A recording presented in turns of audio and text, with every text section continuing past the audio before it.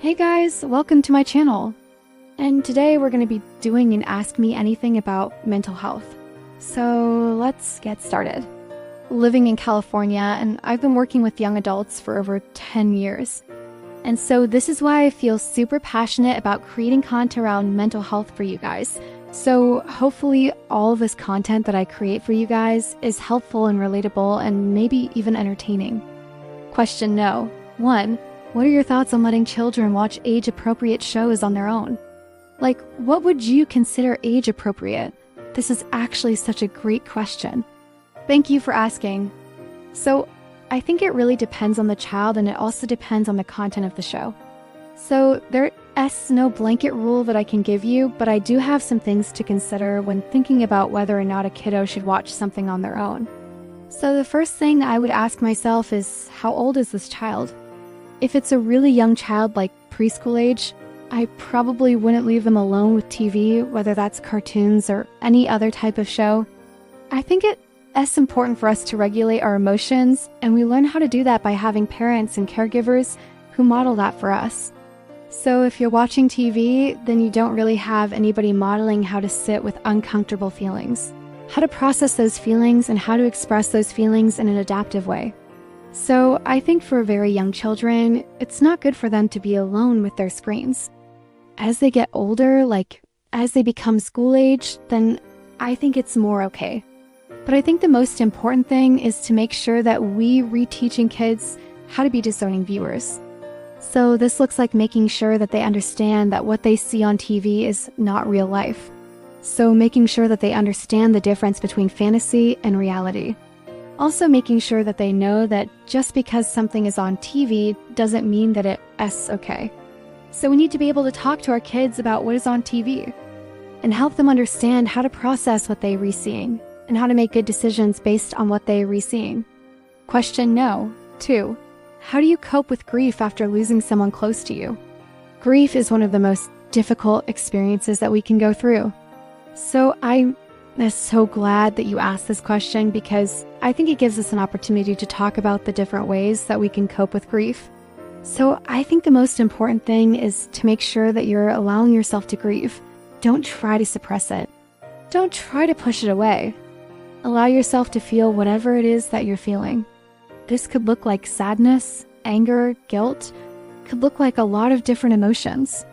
It's also important to reach out for support during this time. So lean on your friends, lean on your family. If you have a therapist, please reach out to them. Please allow yourself to receive love and support from others. It's also important to take care of yourself during this time. So make sure that you're eating well, that you're sleeping enough, that you're getting some sort of movement, because exercise actually does help with grief. And then finally, please make sure that you're honoring your loved one.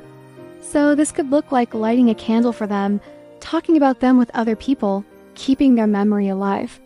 It's important to honor their memory and to celebrate their life. And the last thing that I'll say is that grief is a process. So there's no timeline for grief. Everyone grieves differently. Some people might grieve for a long time, and that's okay. Other people might grieve for a shorter period of time, and that's also okay. Just allow yourself to feel whatever it is that you're re-feeling. Make sure that you re-taking care of yourself. No. 3. 2. You think that if you weren't born in the US, you would have a different perspective on mental illness? I think that this is a really interesting question, and I think that it's true. I do think that if I was born in a different country, that I would have a different perspective on mental illness. So the US has a complicated relationship with mental health. We're one of the sickest countries when it comes to mental health. We have the highest rates of depression and suicide. But I think it's also a country that doesn't want to talk about mental health. It's seen as taboo. There's a lot of stigma surrounding mental illness. I think that if I was born in a different country that had a different perspective on mental health, that I would have a different perspective too. I think it's really important that we learn about the different cultural perspectives on mental health. So if you're interested in learning more about that, I will link an article below that talks about the different ways that culture impacts our view on mental health. Question no. 4. I find myself being people-pleasing and fear rejection. How can I overcome this? People-pleasing is a really common defense mechanism, and essentially what people-pleasing is doing things to gain the approval of others. So when we people-please, we're trying to avoid rejection. We're trying to avoid conflict. We want to make sure that other people like us. And so that's why you're experiencing this fear of rejection. So here are some tips on how to overcome this. The first tip I have is start saying no. It's okay to say no. You don't always have to say yes to everything. Start turning down invitations. Start turning down requests and start setting boundaries around what you're willing to do and what you're not willing to do. Another thing that you can do is to work on increasing your self-esteem. When we have high self-esteem, then we don't need other people to validate us. We don't need other people to tell us that we read good enough because we already know that we read good enough. And so when we have high self-esteem, then we're less likely to people please. And then the last thing that I'll say is that you should seek support. So work on finding a therapist who you can explore this pattern with, because it's really important that you learn how to experience those uncomfortable emotions like fear of rejection, that you learn how to sit in that space, because when we run from uncomfortable emotions, we run into people pleasing. Question number 5. What are your thoughts on children with 2 moms or 2 dads? So my personal opinion is that it doesn't matter if you have 2 moms, 2 dads, 1 mom, 1 dad. What matters is that you have people who love you, who support you and who take care of you. And so if you have that, then you're going to be okay. The research also supports this.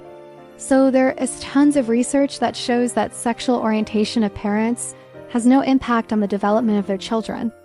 In fact, children who are raised by same-sex parents tend to have better mental health outcomes than children who are raised by different-sex parents.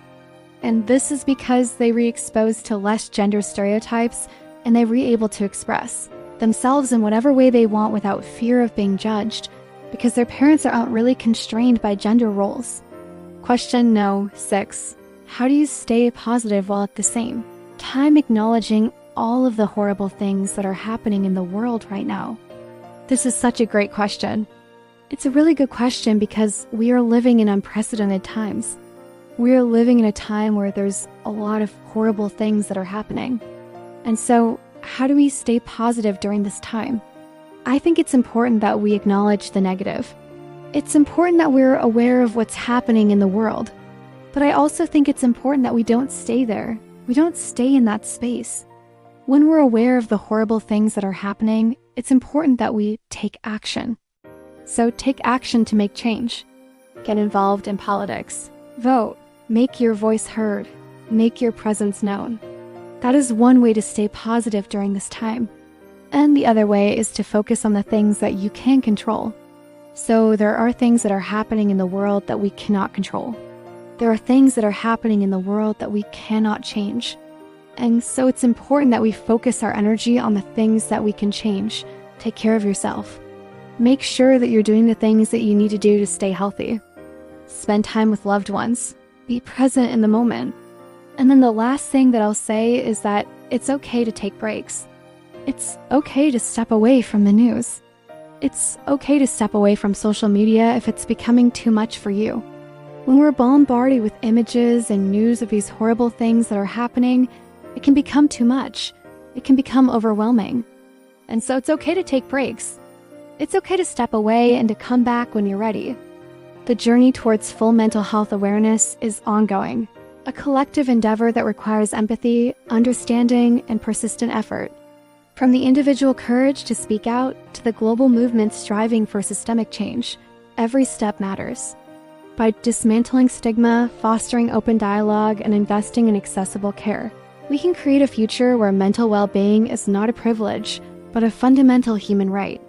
Let us continue to listen, to learn, and to champion the cause of mental health, ensuring that the unseen battles within are finally brought into the light, met with compassion, and ultimately won. And that's it for today's video. If you like this video, please make sure that you share it with others. And I will see you next week. Bye.